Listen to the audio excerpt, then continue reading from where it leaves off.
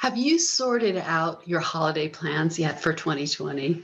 Thanksgiving is just around the corner, and this year I sense that there's going to be an alternate reality to our holiday celebrations. My name is Sherry Curley. I'm also known as the Practical Sort because I provide practical home organizing solutions in an eco-friendly way. I'm also a home organizing motivator, speaker, and writer. And today we're going to kind of rethink our holiday plans because, well, this is not exactly a typical year.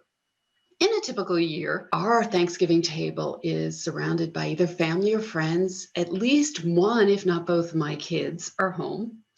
This year, that's not going to be the case. It looks like my husband and I are going to be celebrating solo, and it's going to look and feel different. And that's not only going to affect our emotional states, but it's also going to affect what kinds of foods we're going to prepare and how much.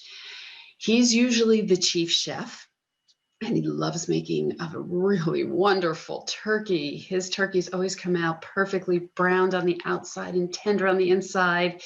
He usually makes a stuffing recipe that both of our mothers used to make and is a favorite in our household. Then we have all the different sides and desserts, and that's just not going to be the case this year. In fact, we haven't even come up with what the entree is going to look like. Are we going to go with a turkey? That may give us leftovers for weeks on end, even if we get the smallest one. Or should we change the tradition a little bit and go with hen or quail or duck? But he's a traditionalist, so I'm not sure he's going to be up for that. But I'm going to have to get that sorted pretty soon because I am the grocery shopper and I've noticed that shelves haven't been fully stocked lately. And I want to make sure that I get all the ingredients that we are going to need to make sure that we have the celebration that we want. But what I wanted to do today was share just a few tips that I have so that your celebration can be as special and as thankful as possible despite the circumstances we're in. So here we go.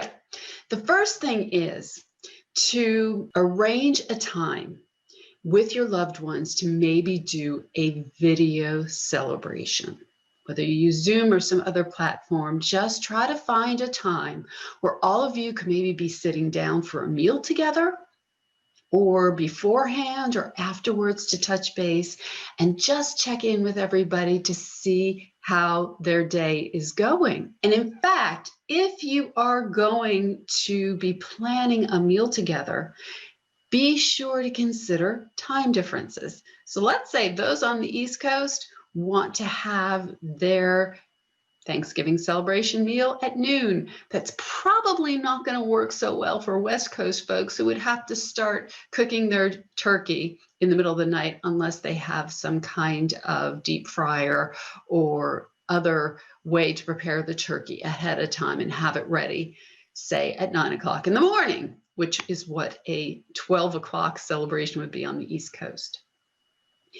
Share your family recipes, say with your kids or other relatives, so that you can be experiencing the same meal at the same time. Now, be certain that if there are hidden secrets in those family recipes and those heirlooms, that you let them in on the secret. For instance, my grandmother shared a whole bunch of recipes with me. But if you look at the recipes, they're not very specific in the amounts. She would have a glass of this or a little bit of that.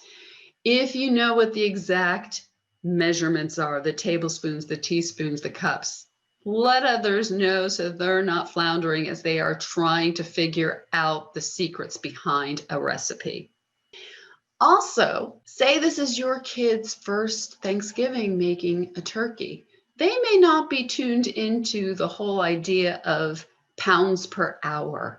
That's something that may just be second nature to us. We know that. So before they ditch the packaging that the turkey came in, that they should make note of how big is that turkey? What is the actual weight? And that will give them some guidelines for how long that turkey should cook. Send a grocery or a bakery gift card, particularly to those folks who may be struggling financially this year. And there's a lot of people out there like that.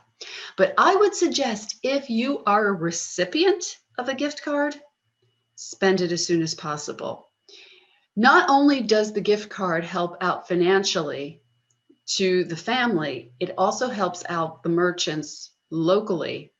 But unfortunately, the financial viability of a lot of our local merchants is kind of tenuous right now. So therefore, when you get the gift certificate, try to turn it around as soon as you can so you're not left with something that's worthless. Visit your recipes ahead of time so that you can start doing the math calculations on proportions.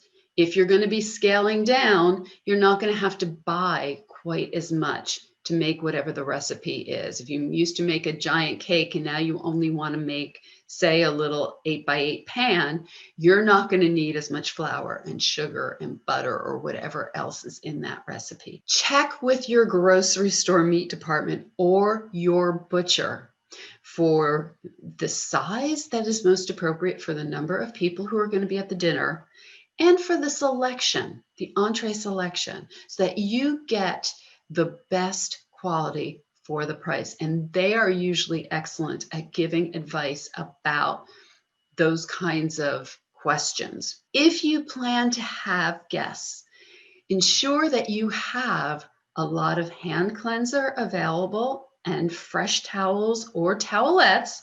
Typically, I don't advocate single-use towels, but this year is a little different, and whatever makes you comfortable. And in fact, what I would recommend is ahead of time, if you are going to have guests, tune them into what the protocols are that your family practices or what you expect at the celebration to make sure they're on board. If it makes them feel uncomfortable in any way, they may decide that, hey, that's a little too conservative or a little too reckless for me. Let them make that decision rather than have them show up. And then at that point, it may create an embarrassing situation that you want to avoid. Finally, and this is going to be really hard for some people, take a few minutes to go around the table, even if it's just your husband and you, or a partner, or a child and you, or maybe you're alone. Give a moment of two for thanks. There's got to be something in that day that you're going to be thankful for, whether it's being able to take a breath without a respirator, or for a favorite bar of chocolate, or the fact that your family is safe and healthy, and maybe they are distant, but they're there and they are love and they love you and know what a special person you are. And I wish you the happiest holiday season and a very special and safe and healthy Thanksgiving, and a very practical one too. For more practical tips, be sure to visit thepracticalsort.com. That's the practical SORT.com. Thanks so much. Bye-bye.